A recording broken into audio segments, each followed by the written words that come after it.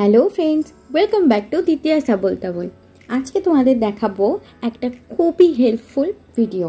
বিশেষ করে যারা কাঁচা হলুদ খেতে পারে না, এই ভিডিওটা তাদের জন্য। আমি তোমাদের দেখানোর জন্য এখানে খুব অল্প পরিমাণে কাঁচা হলুদ নিয়ে নিয়েছি। তোমরা যারা গুড় অথবা মিষ্টি দিয়ে কাঁচা হলুদ খেতে পারো, তাদের তো এসব ঝামেলার কোনো প্রয়োজনই নেই। কিন্তু যারা পারো না, তাদের জন্য এটা খুবই সহজ একটা উপায়।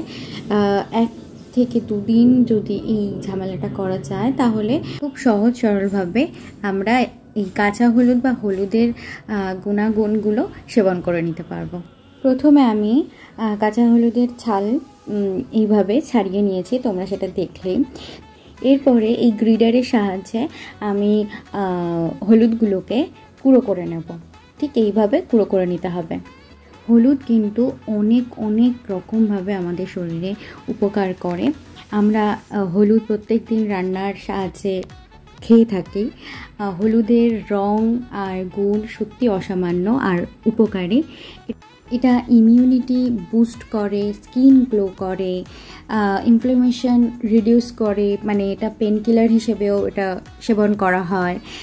ডাইজেশনে অনেকভাবে হেল্প করে। লো ব্লাড সুগার যাদের থাকে, তাদেরও এটা যদি সেবন করা যায় কাঁচা কিংবা এইভাবে আমি যেটা দেখাচ্ছি সেইভাবে, তো তাদের অনেক হেল্প হয়। আর আরও অনেক রয়েছে এর গুণাগুণ, সেসব বলতে গেলে এখানে ভিডিওটা আমার কম পড়ে যাবে। তো দেখো, এখানে 2 দিন আমি রোদে দিয়েছিলাম, তো 2 দিনেই ভালোই কড়কড়াভাবে শুকিয়ে গেছিলো। তো এবার পালা হচ্ছে এটাকে আমি গুঁড়ো করে নেব। তো এটা মিক্সির মাধ্যমে আমি এটাকে গুঁড়ো করে নিয়েছিলাম। এটা শিলে পিষে নেওয়া যায়, তো শিলে পিষলে আরও ভালো পাউডারি ফর্মে আসবে। তো আমি এখানে মিক্সিতেই করে নিয়েছি। তোমরা যারা আমার ভিডিও দেখো অথচ লাইক করো না, অবশ্যই কিন্তু আমার ভিডিওটা দেখতে একটা লাইক করে দাও, না হলে পরে ভুলে যাবে। আর স্কিপ করে ভিডিও একদম দেখবে না, পুরো ভিডিওটা দেখবে। খুবই কম সময় থাকে ভিডিওগুলো, যদি পুরো না দেখো তাহলে তো ভিডিওর মধ্যে কি হচ্ছে, কিভাবে করছে সেটা তোমরা জানতেই পারবে না। তো দেখো, এখানে পাউডার করা হয়ে গেছে।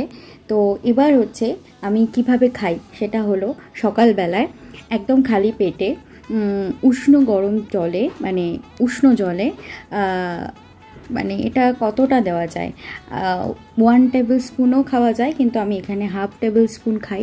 তো এটা গুলে জাস্ট এটা খেয়ে নিই। আমার চ্যানেলটা সাবস্ক্রাইব করে বেল আইকনটা ক্লিক করতে ভুলো না কিন্তু।